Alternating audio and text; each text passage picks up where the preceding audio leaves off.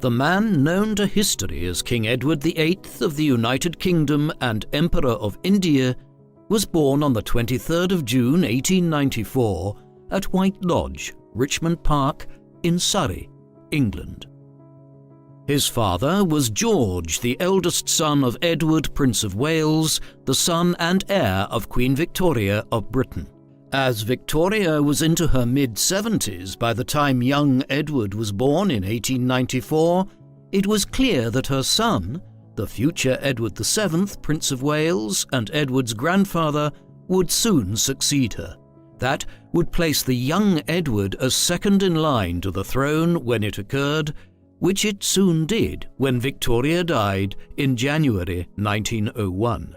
Young Edward's mother was Mary of Teck, the daughter of the Duke of Teck, a senior German.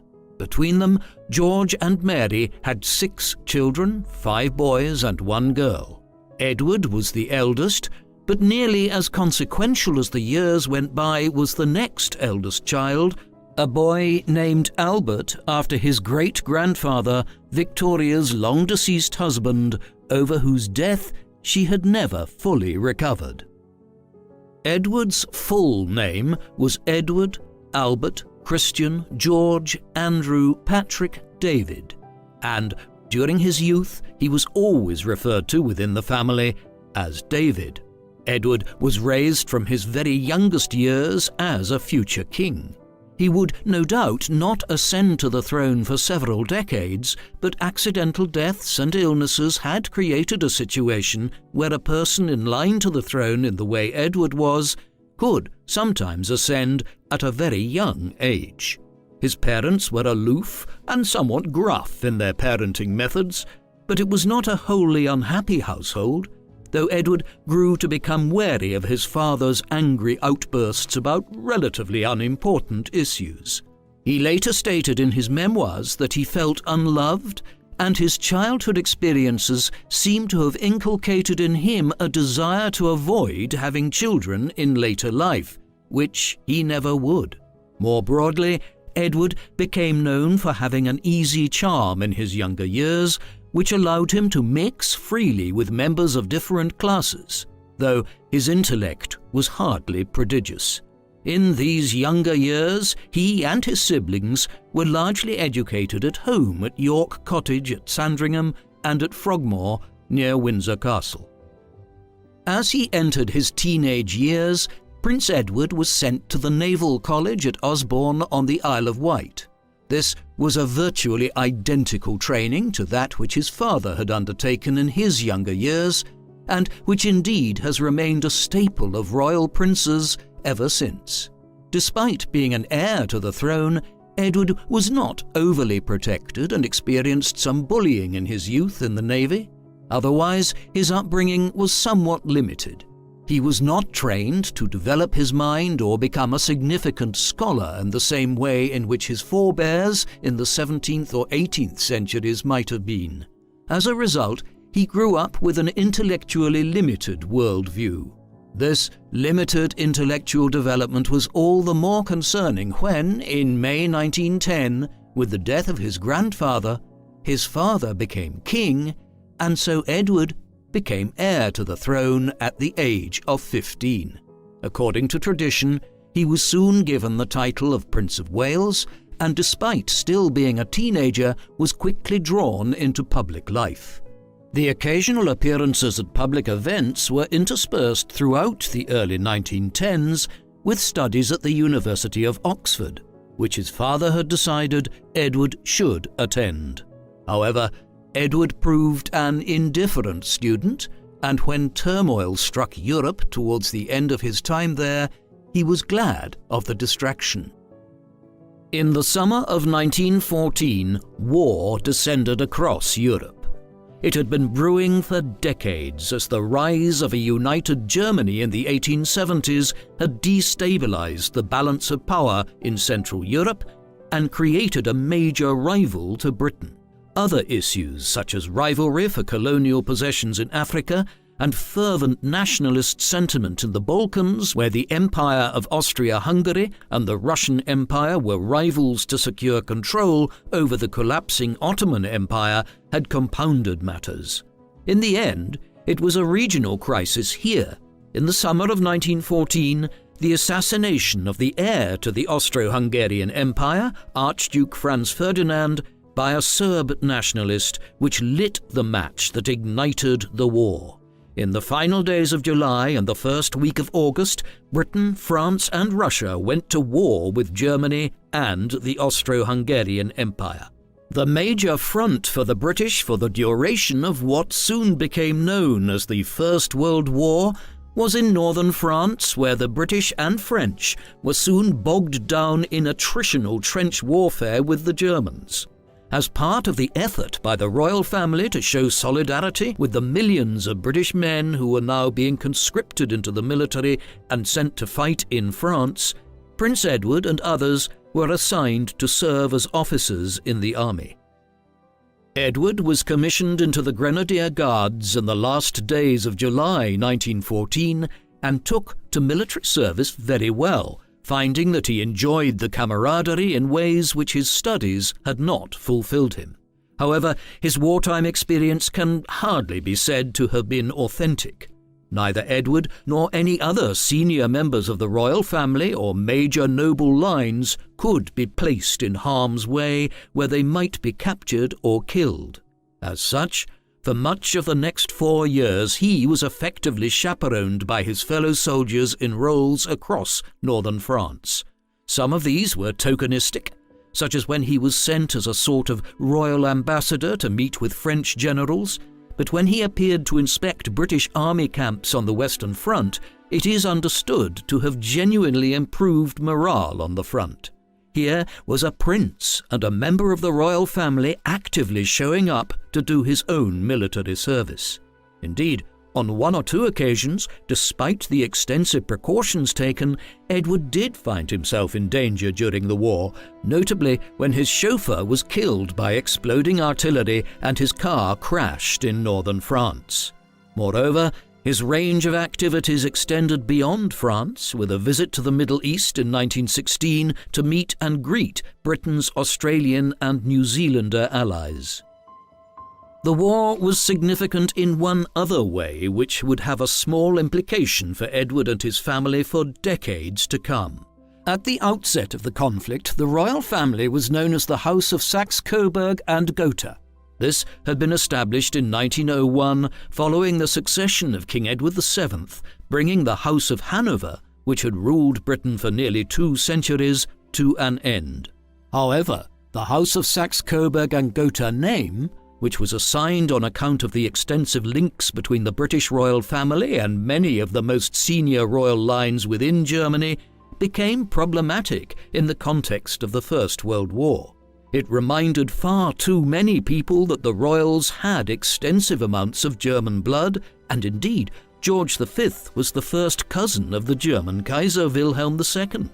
In particular, when the Germans began dropping bombs on London in 1917 from planes named Gotha bombers, it was clear it was no longer tenable to retain the royal title. Consequently, in July 1917, the royal house's name was changed to that of the House of Windsor, a name adopted owing primarily to the long-standing associations between the English crown and Windsor Castle to the west of London.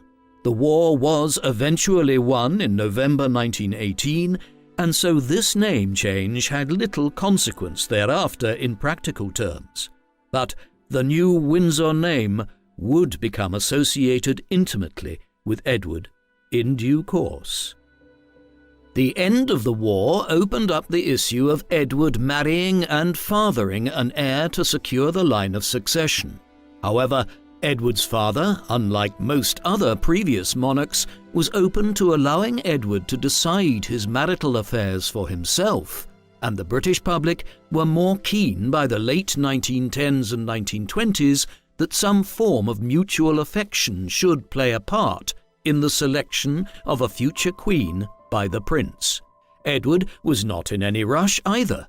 Rather, as the bloodshed of the 1910s gave way to the economic boom and social excesses of the 1920s, Edward became a regular attender at London nightclubs and dance halls where an entourage attached themselves to the future king. He also began an affair with Winifred Dudley Ward, who was already married with 2 small children to William Dudley Ward, the grandson of Lord Esher in the British nobility. Eventually, Ward divorced her husband, and the affair became extremely serious in the 1920s, although Edward did also see several other women intermittently throughout these years. However, the relationship with Ward would never result in marriage, even after she divorced her first husband, and it was eventually ended by Edward in 1934. This penchant for the high life and Edward's complicated love life had created concerns within the government and amongst the royals themselves during the 1920s. Compounding this was what was perceived as Edward's quasi-egalitarian manners and habits. During his time in military service during the war, the prince had become used to trying to find common ground with the rank-and-file soldiers, and he continued his efforts to do so during royal visits abroad to Canada and other regions in the 1920s. His easy manner with ordinary people would be viewed positively in a member of the royal family today, but in the interwar period, nearly a century ago, the royals, senior politicians, and the nobles of the realm looked at this disapprovingly. Moreover, many looked at Edward as a monarch who might try to exercise too much political independence when he became king, rather than a figure who would carry out the ceremonial duties of being monarch, which was effectively what the monarchy had been in England since the early 18th century. Thus, already by the late 1920s, there was growing concern about the prince's behaviour and attitudes within senior political circles, ones which were no doubt expressed in private when King George developed a serious illness which lasted for several months in 1928 and 1929. He recovered and would reign for several more years, but there were worrying signs of a clash between his successor and the political realm in years to come. In the early 1930s, Edward met the woman who would determine the course of the remainder of his life. Wallis Simpson was an American socialite from Pennsylvania who was born as Bessie Wallace Warfield. 2 years Edward's junior, she had grown up in Baltimore, and she and her mother had been supported by wealthy extended family members after her father died during her youth. In 1916, she had married Earl Winfield Spencer Jr., an American Air Force pilot.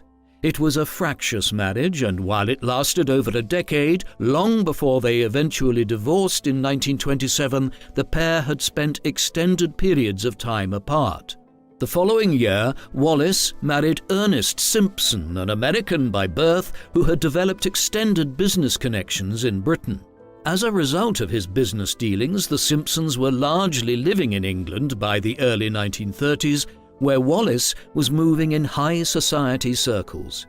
Much of their social ascent was a mirage, though, and Ernest Simpson's business affairs had run into serious trouble following the Wall Street crash of 1929 and the Great Depression which followed.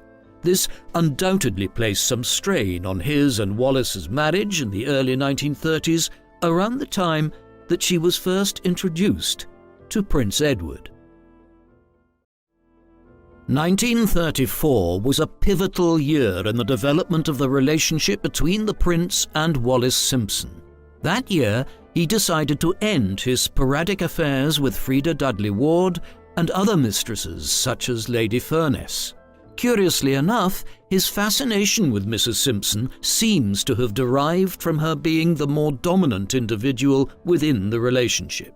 Edward maintained a childlike personality throughout his adult life, and Simpson, as so many reports of the mid-1930s would assert, seemed to have the prince completely under her thumb. For his part, Edward was clearly besotted by her, and it seems evident that by 1934 or 1935 he had determined to marry her and for Simpson to become queen consort one day. There were early signs that this would not prove possible, though. When Edward introduced his American lover to his father and mother, they were not impressed, and indeed, there were even special branch police assigned to monitor the couple's movements from 1935 onwards. There were two major issues at hand, the first being the fact that Simpson was a divorcee, and on religious and moral grounds it would be disapproved of for the future King of England to marry such a woman and for her to become queen. Simpson's American background and reports that she had excessive influence over Edward were also paramount in the minds of worried observers in the mid-1930s.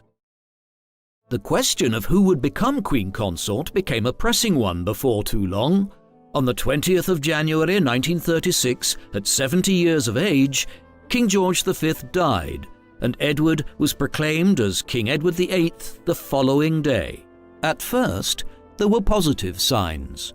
George V had been an ill man for many years, and his chronic respiratory problems had often taken from his ability to serve as monarch. Moreover, he was perceived in the public eye as an antiquated figure, one who belonged more to the world of the late 19th century than the new emerging world of the interwar period. This public enthusiasm for a new monarch after a long reign ends was not an entirely unusual feature of British political life, but in Edward's case, it would prove unfounded. The new king seems to have given almost no thought to how he would reign when he succeeded his father. Nevertheless, it quickly became clear that Edward was the polar opposite of his father inasmuch as he had very little interest in the actual affairs of state. Ministers would present him with documents and state papers which he would give almost no attention to. Rather, he seemed to be content to carry on his life much as he had before, including maintaining an active social schedule in London. Within weeks, many at Westminster and elsewhere were troubled by what they saw. Edward's distracted nature was all the more worrying because when George V died, it was a moment of some considerable difficulty in world politics. The legacy of the First World War was immense. In Eastern Europe, the Russian Revolution had broken out in 1917 and resulted, after many years of civil war, in the emergence of the Soviet Union as a major world power, one which was ideologically opposed to nations like Britain. In the Far East, the Empire of Japan was ascendant as the dominant power there, and several years earlier, in 1931, had begun aggressively expanding on the Asian mainland by conquering the Chinese province of Manchuria. In Western Europe, Spain was about to descend into a vicious civil war after years of instability, whilst elsewhere on the continent, fascist regimes and authoritarian governments had seized power in countries like Italy, Austria, and Hungary. Compounding the growth of extremist politics was the economic crisis, which began in 1929 with the Wall Street crash and which resulted in years of profound economic depression in the early 1930s. In this landscape, Britain was a bastion of relative stability. Edward's job as king would be to try to maintain this and Britain's empire in India and Africa. However, of all the problems which were confronting Europe, none was as great as that posed by Germany. The country had been left demoralized and destabilized by the terms of the Treaty of Versailles, which had been imposed on the country by Britain and France in 1919. This reassigned large amounts of formerly German territory to its neighbors and imposed huge financial reparations on the country, while also heavily restricting the size of its military. Nevertheless, after several years of crisis in the late 1910s and early 1920s, the German Republic had entered a period of relative stability in the mid-1920s and was the cultural center of the continent. But the economic crisis of the late 1920s and early 1930s hit Germany particularly badly. As it did, an extremist party, the National Socialist German Workers' Party, or Nazis, led by Adolf Hitler, managed to claim power early in 1933 after years of electoral gains. They soon turned Germany into a one-party dictatorship and, in the 12 months prior to Edward's accession, had begun aggressively rearming in contravention of the Treaty of Versailles. One might have expected that Edward's reign would be characterized by opposition to Nazi aggression, but events were quickly to ensure that the reign was brief and Edward was soon cozying up to the Germans in ways which have cast a shadow over his entire life ever since. Edward was known to sympathize with elements of the Nazi regime in Germany, an issue which would create untold controversy before too long, but the more pressing issue in the first months of his reign was that of his relationship with Mrs. Simpson. At first, it was not clear how much difficulty this would create, but when the foreign newspapers began covering the new king's holiday on a yacht on the Mediterranean with Simpson shortly into his reign, unease began to emerge amongst government ministers in London. When it then became clear that Wallis Simpson was in the latter stages of finalizing the divorce from her second husband, the government of Prime Minister Stanley Baldwin had to begin to take a stance on matters. Baldwin was not naturally inclined to be interventionist on matters of this kind. He was often seen to be a vacillating prime minister who delayed making major decisions to an excessive degree. Additionally, he personally liked Edward and was not overly enthusiastic about interceding with him on the matter of his possible marriage. He prevaricated for as long as possible, but eventually he requested to see the king on the 20th of October 1936, possibly on account of having learned some days beforehand of Wallis's intentions to finally divorce her long-suffering husband. When they met on the 20th of October, Baldwin informed the king that an embargo on press reports of the new monarch, which was legally enforced at the time following a new coronation, was about to expire. Once it was, it would become impossible to prevent the newspapers and the wider public speculating massively on the king's relationship with Mrs. Simpson and whether he intended to marry her after she divorced. Accordingly, he advised the king that Wallis should avoid finalizing her divorce in the immediate term and absent herself from Britain for some time until the matter could be more thoroughly debated by all the relevant parties. The king fobbed Baldwin off, arguing that Wallis's marital status was a private matter, when clearly her divorce would have profound implications for British public life if she then went on to marry the king. Things spiraled from there. A week later, on the 27th of October, Wallis obtained her divorce, though she would not be free to marry again for over 6 months, given the laws at the time. A week later, Edward, who had not yet been crowned as plans were still being made for his coronation, opened a new parliament. Unbeknownst to him, the government had already contacted his brother, the Duke of York, with a view to preparing him for the possibility of succeeding his brother if the issue of the divorce led to him having to abdicate.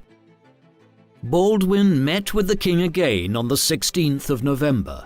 At this audience, Edward admitted to a senior member of the government for the first time that he intended to marry Wallis the following summer, once it became legally possible to do so. By that time, Baldwin's government had begun canvassing opinions from both within Britain and the Dominion states, which were still ruled as part of the British Empire. These indicated that there would be strong hostility to the idea of a monarch taking as his queen a woman who was twice divorced, primarily on religious and moral grounds.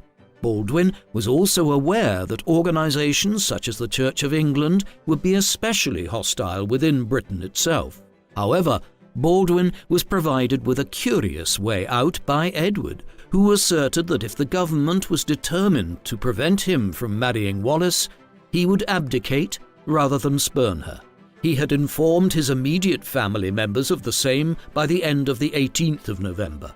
Thereafter, 2 weeks of inaction largely followed, during which the major development was the emergence of a proposal that a morganatic marriage could be entered into between Edward and Wallis, whereby she would become his wife, but not the Queen Consort. This, however, would have required a parliamentary decree and would open the monarchy up to extensive debate in Parliament, a development which nobody welcomed either within the government or in the royal family. The conclusion to the growing constitutional crisis was swift when it came. Baldwin began consulting the cabinet and the secretaries of the dominions in the last days of November, and by early December it was clear that nobody was in favour of Edward continuing as king if he married Wallis. Moreover, press silence was crumbling by then, and discussion of the matter was becoming widespread. On the 3rd of December, Wallis temporarily left for France to avoid overt press speculation.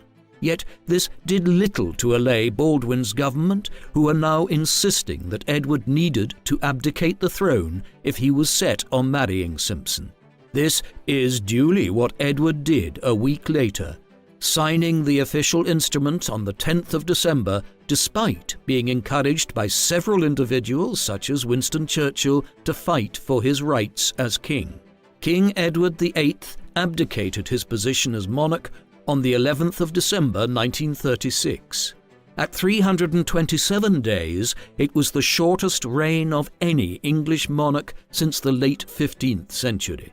Edward's speech to the nation, in which he declared that he was renouncing his crown of his own volition in order to marry the woman he loved, and had not been coerced into his actions by the government, was something of a high point for Edward, one which was perceived as being dignified and statesmanlike.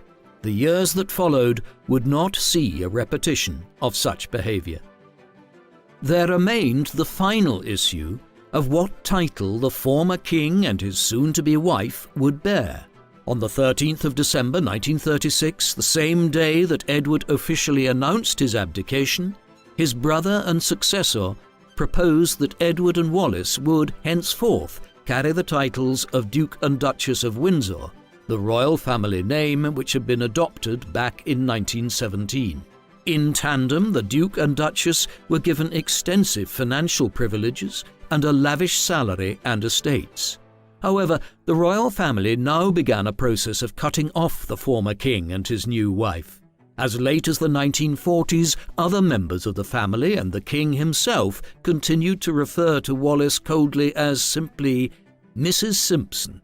This was despite the fact that Edward and she had married at the Château de Candé near Tours in France on the 3rd of June 1937. The nuptials were not attended by any of the royal family, and other than a note of congratulations from Baldwin's government, were largely ignored on an official level in Britain. Moreover, it was in France where they would spend much of their lives from that time, generally living either in Paris or a country retreat. The rest of the royal family were delighted by this exile, and the general tenor in Britain was that everyone wished to forget the brief kingship of Edward in 1936 and the constitutional crisis which it had aroused. Edward and Wallis settled in Paris and began leading a relatively rich lifestyle based on the funds which Edward had been paid to relinquish his ownership of several royal residences in England as part of the abdication agreement.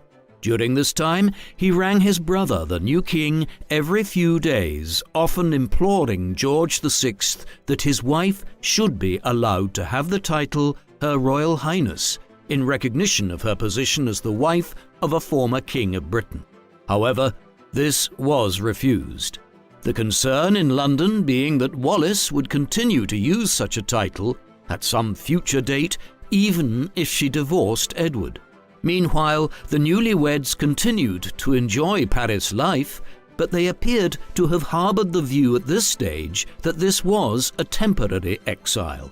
They soon received messages from England which put them straight concerning this notion, making it clear that it would be in everyone's best interest if they stayed in Paris and away from Britain. As the extent of the rebuff he was now suffering dawned on Edward, he began concocting ways to carve out a new place in the public life of Europe. While many individuals might have wished to retreat from the public eye as quickly as possible and attempt to lead a quieter life for some time, given the bruising experience of Edward's brief kingship, he and Wallis quickly entered into the most controversial episode of the former king's life. As we have seen, the early 1930s had witnessed the rise of Adolf Hitler and the Nazis to power in Germany. Now, shortly after his abdication, Edward accepted an offer to visit Germany. This must be viewed in context. Many individuals visited Germany in the mid-1930s as they wished to see exactly what was taking place there and how the Nazis had so rapidly overhauled the country and pulled it out of the economic crisis of the early 1930s. For instance, the former British Prime Minister David Lloyd George, who had been the head of state in Britain from 1916 to 1922, had visited the country in late 1936 as the constitutional crisis concerning Edward was playing out at home. In assessing any of these visits, it is important to remember that many British people in the mid-1930s viewed Hitler as an important bulwark against the development of a communist state in Germany, and secondly, that individuals like Lloyd George did not know when they decided to visit Germany the horrors which the Nazis would unleash across Europe a few short years later.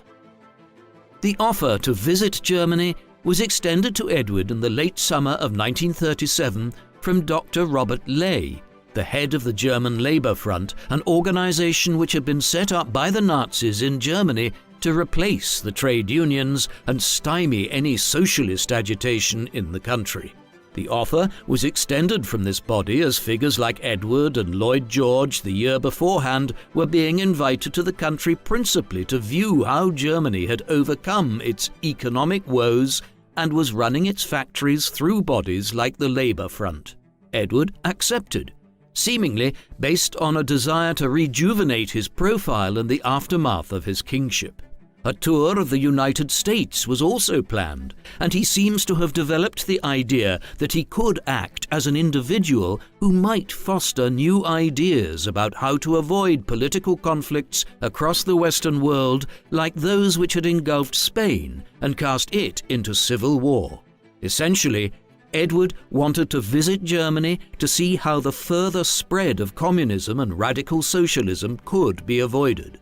Thus, by the early autumn of 1937, he had accepted the offer, and news of the impending visit was relayed to the British ambassador in Berlin, George Ogilvy Forbes. The tour commenced on the morning of the 11th of October when the Windsors arrived at Friedrichstrasse station in Berlin. Despite being billed as a private tour rather than a royal visit, the couple were met at the station not just by Robert Ley, but by Joachim von Ribbentrop as well, who was soon to be appointed as the German foreign minister and still held the title of German ambassador to the United Kingdom. The trip thereafter lasted for 12 days down to the 23rd of October.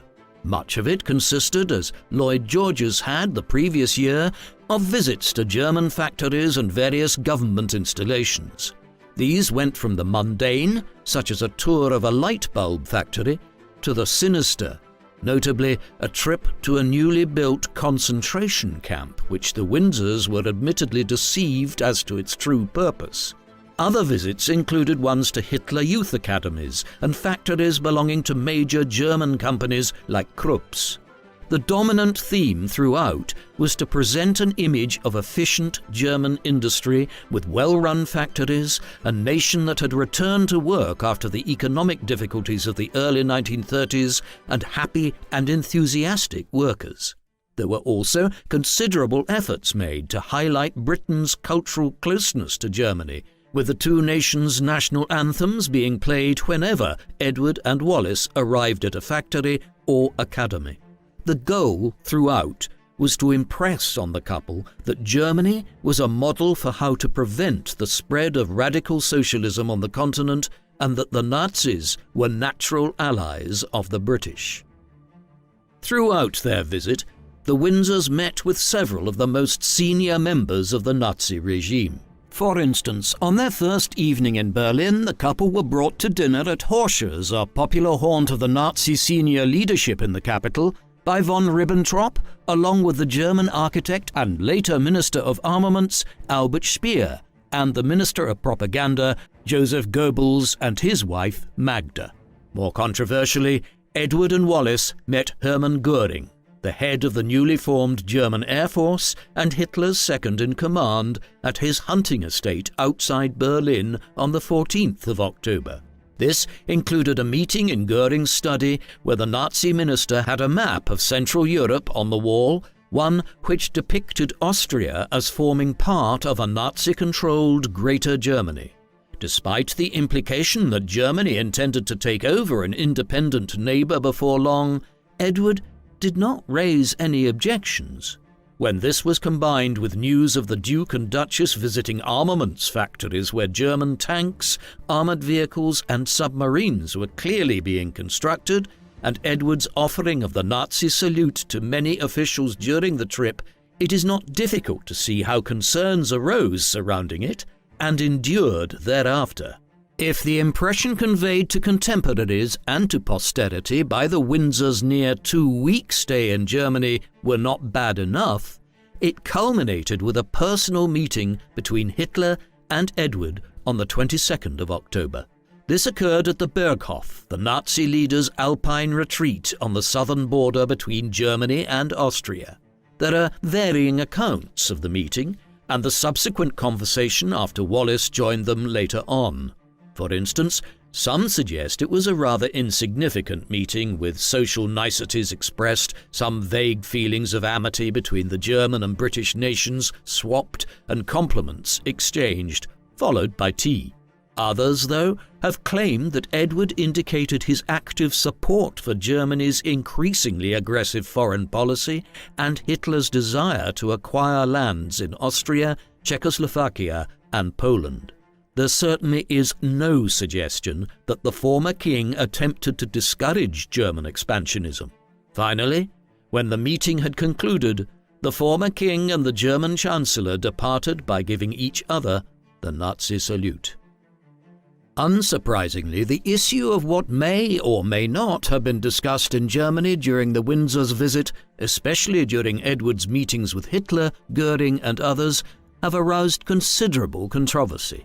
Some have suggested that discussion veered into talk of Edward facilitating an alliance between Germany and Britain, as Germany expanded on the continent and prevented a further rise of communism. These theories have been fueled by the fact that the minutes of the meeting between Hitler and Edward on the 22nd of October were subsequently destroyed. What did they contain that warranted their destruction? Other evidence is open to interpretation. For instance, on the final night of their tour, the Windsors were entertained in Munich by Rudolf Hess, Hitler's long-standing private secretary, and his wife Ilse. At one point, Rudolf and Edward disappeared for about an hour, leaving behind their interpreters and all other staff. An hour later, they were found upstairs. Rudolf was allegedly showing Edward his collection of model ships, but was he really? Or was something more sinister being discussed? While there is extensive disagreement amongst historians about the trip, what has been universally accepted by biographers of Edward and historians of the royals in the mid-20th century is that it demonstrated a startling lack of judgment on the former king's part, one which has forever shrouded his life in ignominy.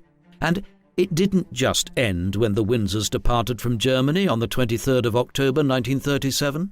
As we will see, fresh rumours and concerns abounded during the Second World War, ones which Edward and Wallis did nothing to dispel. Following their trip to Germany, Edward and Wallis returned to Paris, where they rented a mansion on the Boulevard Suchet, in which they lived in the late 1930s. As they were settling there, the Germans were intensifying their aggression on the world stage.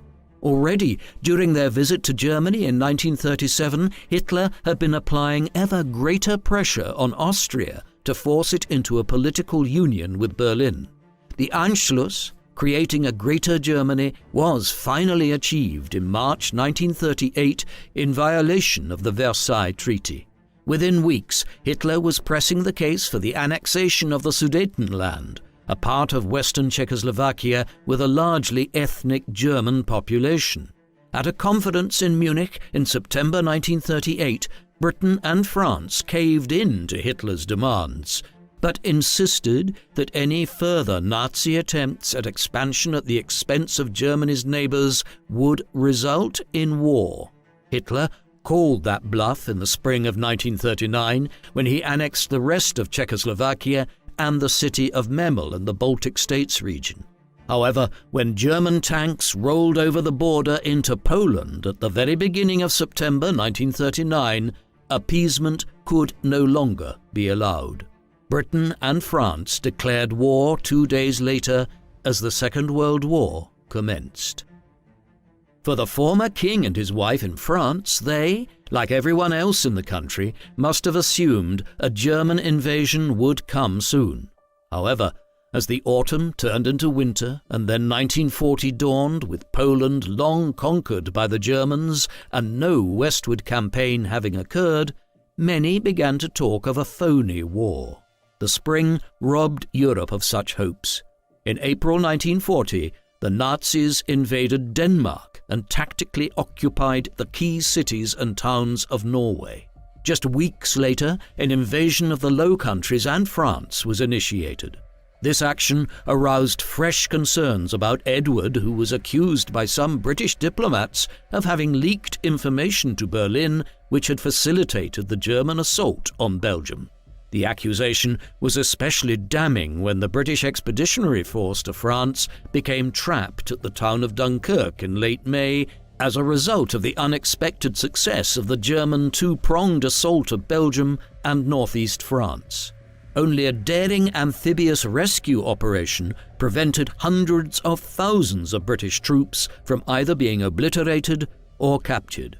The French, though, were not so lucky, and on the 14th of June 1940, Paris was occupied by the Nazis. The city, and France in general, would remain under German control for the next 4 years. Notwithstanding their earlier friendliness towards the Nazis, the Duke and Duchess were the targets of a conspiracy by Hitler and the Nazi paramilitary organization, the SS, in the summer of 1940. The goal of what was codenamed Operation Willy was to kidnap the Windsors, who had left Paris when France was invaded in May 1940, heading south to Biarritz, and then journeying over the border into Spain, with the ultimate goal of reaching Portugal.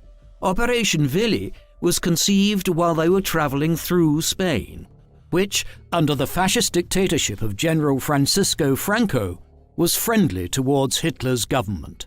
The idea was that the Duke would be kidnapped, brought to Germany, and then his alleged pro-German inclinations would be fostered with a view to re-establishing him as King of England, following the German defeat of Britain in the war. By the time plans were at an advanced stage, the Windsors had already crossed into Portugal and were living in Lisbon by the first days of July 1940. At this juncture, a new plan was settled on, whereby Edward would be tricked into crossing back into Spain and detained there. But even Walter Schellenberg, the SS official who was placed in charge of the operation and who subsequently became the head of Nazi foreign intelligence, later conceded that the plan was ludicrous. Operation Willy was never brought to fruition, but the arrival of the Windsors in Lisbon and the ever-present lack of tact displayed by Edward and Wallis on their arrival there opened them up to further charges of engaging in traitorous activity. Ones which, like their visit to Germany in 1937, have created long-lasting suspicions which have never been entirely resolved. The Windsors had apparently elected to make their way to Spain and Portugal in May 1940 owing to anxieties about their diminished status in Britain and certain tax burdens which would fall on them if they returned home. Back in Britain, this failure to return to England looked very bad, and the new Prime Minister, Winston Churchill, looked at it particularly disapprovingly. Matters only became more suspicious when the Windsors arrived in Portugal and promptly accepted an offer to stay in the home of Ricardo Espírito Santo, a Portuguese banker who had extensive business connections in Germany and who was suspected of having sufficient contacts with Hitler and the Nazis that MI6, the British intelligence service, had opened a file on him.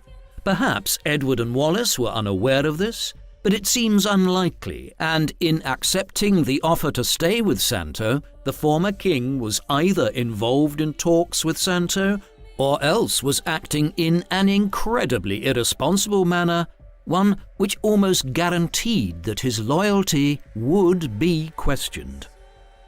Yet, there was worse still. Recent research has revealed that while he was in Portugal, Edward promoted the idea through Ricardo Espírito Santo that the Nazis should, quote, bomb Britain into peace. Edward here was apparently proposing that the Nazis should adopt a strategy of aerial bombing over England and London, in particular, in order to force the British government into surrendering without the necessity of a land invasion. This was effectively the strategy which the Germans adopted in the summer of 1940, leading to the Blitz of London and England for the next year. This recent study has highlighted how Edward had proposed the Blitz while in Portugal, and that the same advice was then conveyed to the Nazi government in Berlin by the German ambassador in Lisbon. It is possible that Edward viewed this as the lesser of two evils compared to a land invasion, but there is still absolutely no denying that coming from a member of the royal family, this advice constituted treason of the highest kind. In the months that followed, tens of thousands of bombs were dropped on Britain, leading to approximately 40,000 civilian deaths. In September and October 1940 alone, London was bombed almost every single night. Edward seemingly advocated that Berlin should adopt this strategy in order to force the country into surrendering and to make him King of Britain again in the aftermath of the capitulation. Edward's possible duplicity while in Lisbon did not end along with his brief sojourn in Portugal. As soon as he and Wallis arrived there, Churchill had taken steps to remove Edward from continental Europe while also avoiding bringing him back to Britain. He could not have the Duke residing on the continent and possibly falling into Nazi hands. The possibility that he would collude with the Nazis and potentially work out a deal to be made King of England once again was now too great. At the same time, Edward's actions in fleeing to Portugal and in visiting Germany back in 1937 made him a liability if he were to be brought back to England. Accordingly, Churchill had a statement sent to Lisbon that Edward had been appointed as the new governor of the Bahamas, the British island colony north of Cuba. Edward eventually accepted the position, and he and Wallis departed from Portugal on the steamship the Excalibur on the 1st of August 1940. However, 2 weeks after leaving Portugal, Edward engaged in possibly his most incriminating behavior yet. On the 15th of August, he sent a telegram to Espírito Santo, his and Wallis's Portuguese host, asking him to send word as soon as he needed to act. When this document was made public in 1957, Edward dismissed the significance of it. But here would seem to be evidence that Edward wanted to be updated by a known German agent of any developments which might lead to him returning to Europe to be installed as a puppet king of England if Germany defeated Britain in the war. Suspicions about Edward and his wife's actions over the past several years were still considerable enough that when the couple decided to visit the United States from the Bahamas in the spring of 1941, they were monitored by the Federal Bureau of Investigation at the behest of President Franklin D. Roosevelt. J. Edgar Hoover's FBI was acting on information supplied by a German monk living in the U.S., who claimed to have information that Wallis Simpson had been the lover of Joachim von Ribbentrop, the German foreign minister, back in 1936 when he had served as the Nazi ambassador to Britain.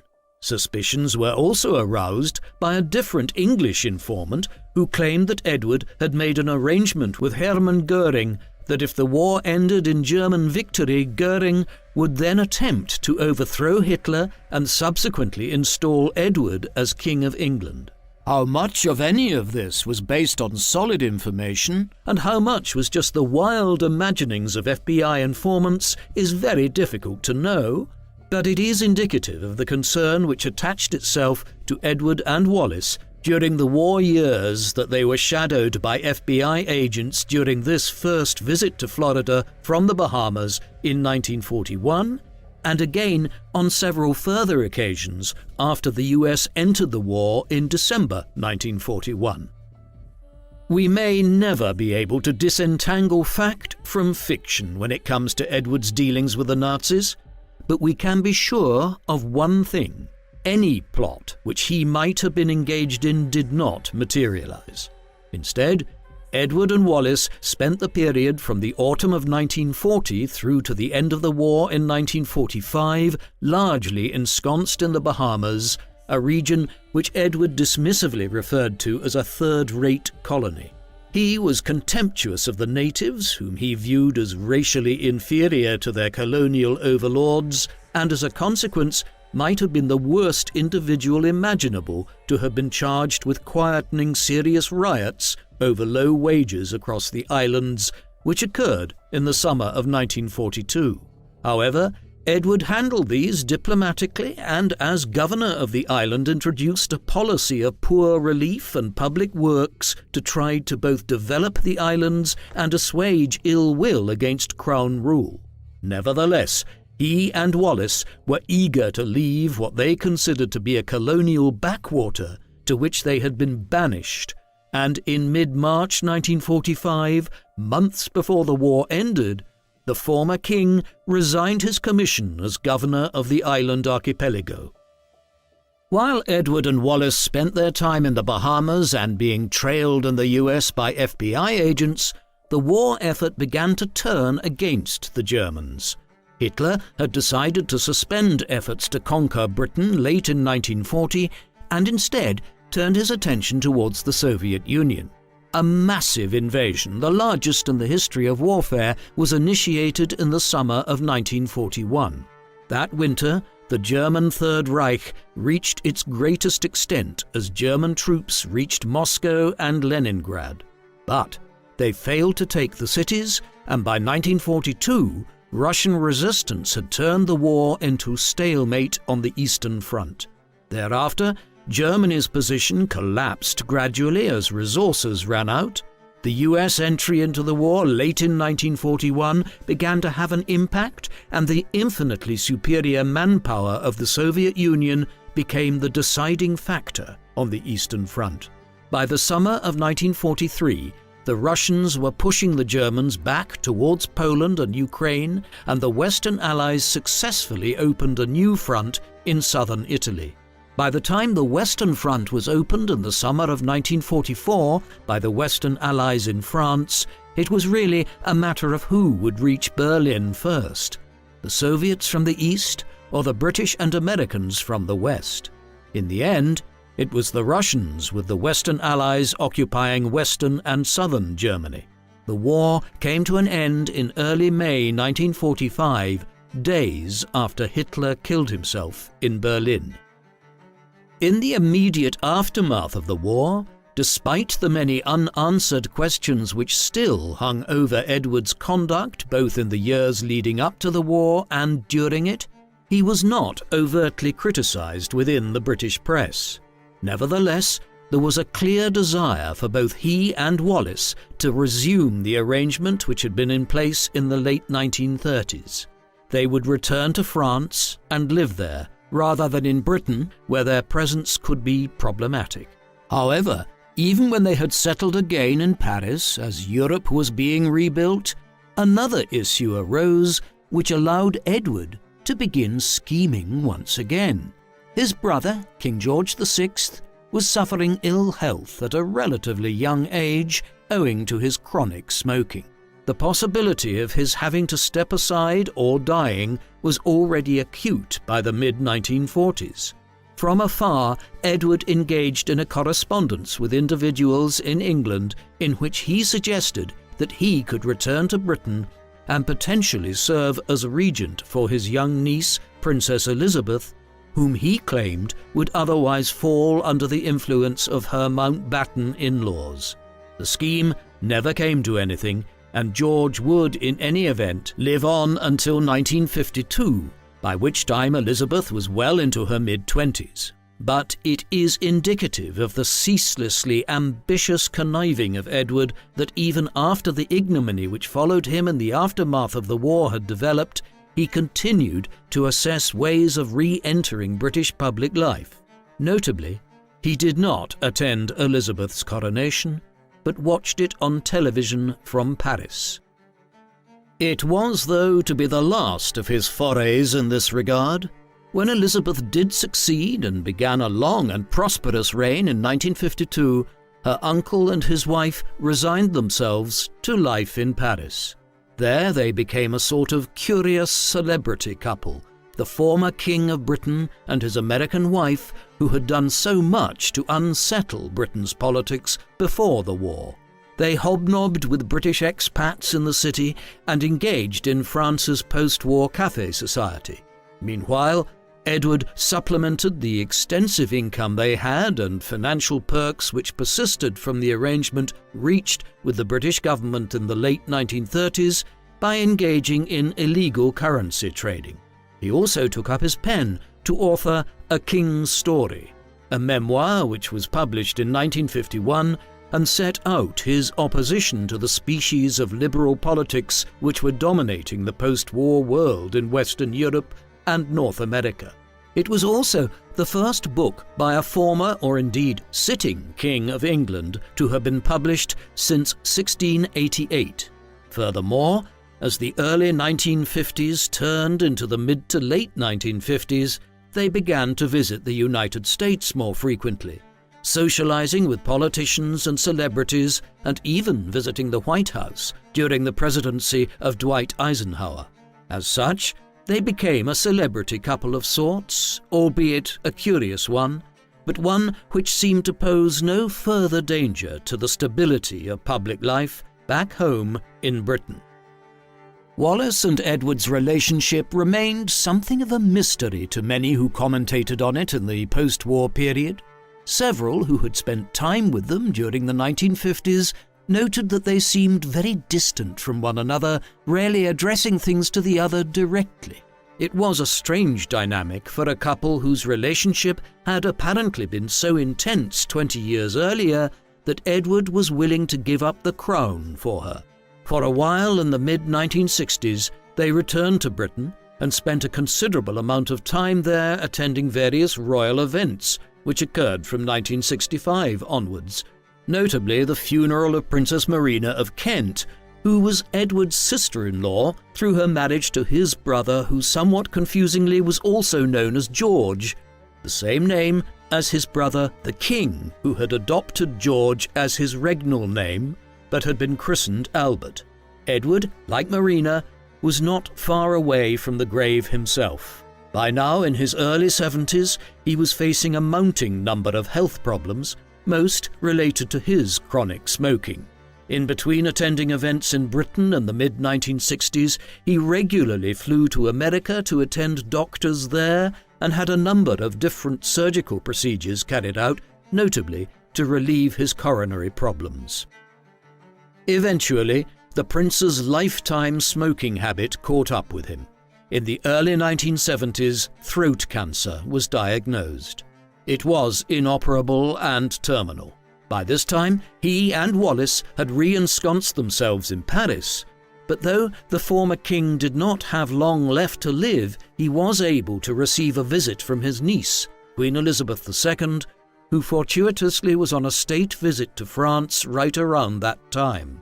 Edward died on the 28th of May 1972 in Paris. His body was quickly removed to England, where it lay in state at St. George's Chapel at Windsor Castle rather than at Westminster Hall.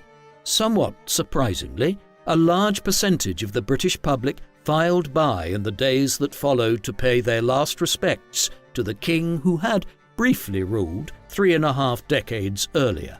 The funeral service was held on the 5th of June in the presence of Queen Elizabeth, the royal family, and Wallis Simpson.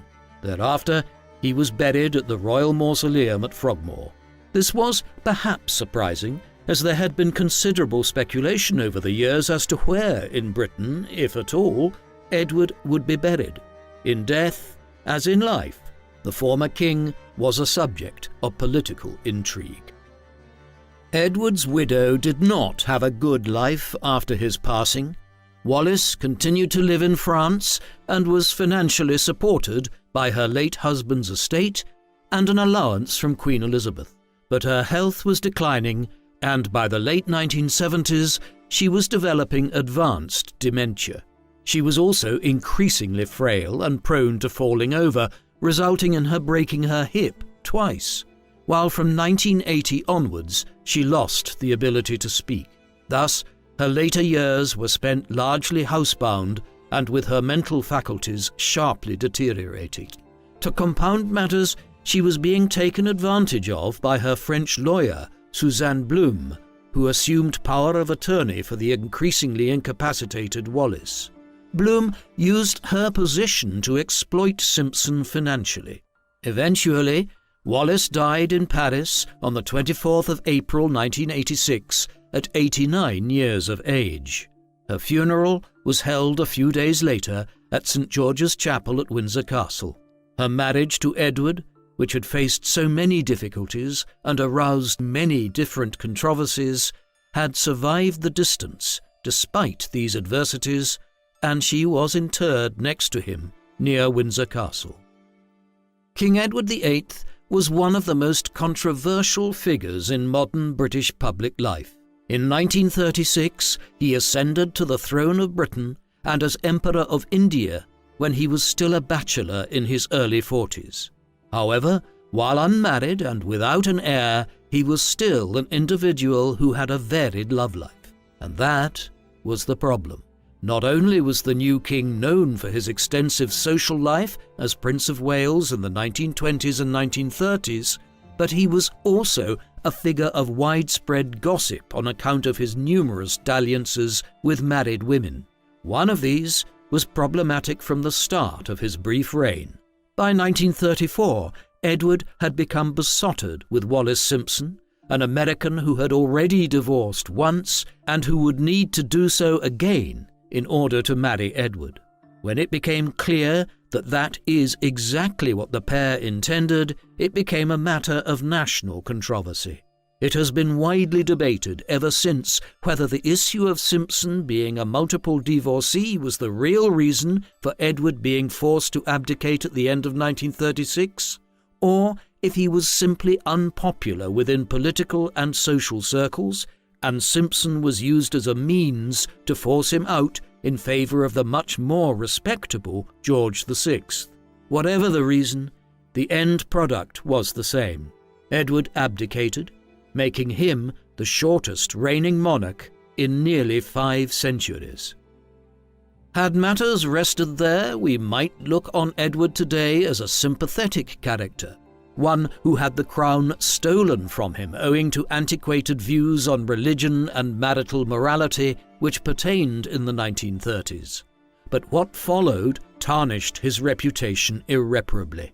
In the autumn of 1937, Edward, who had always harboured sympathies towards the Nazi regime which had emerged in Germany in 1933, undertook a tour of the country, one in which he met with such odious characters as Hermann Goering, Joseph Goebbels, and finally Adolf Hitler himself. There is no doubt Edward was in favour of fascism as a bulwark against socialism in Europe.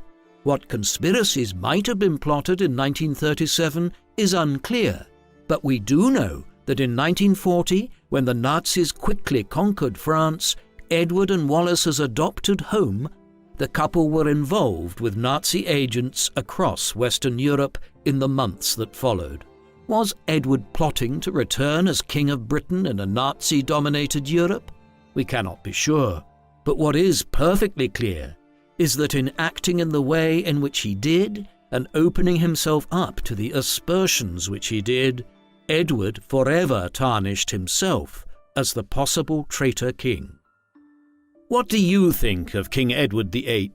Do you think he was conspiring as blatantly with Adolf Hitler and the German Nazi Party as many believed? Or was he simply somebody who liked to arouse controversy? Please let us know in the comment section. And in the meantime, thank you very much for watching.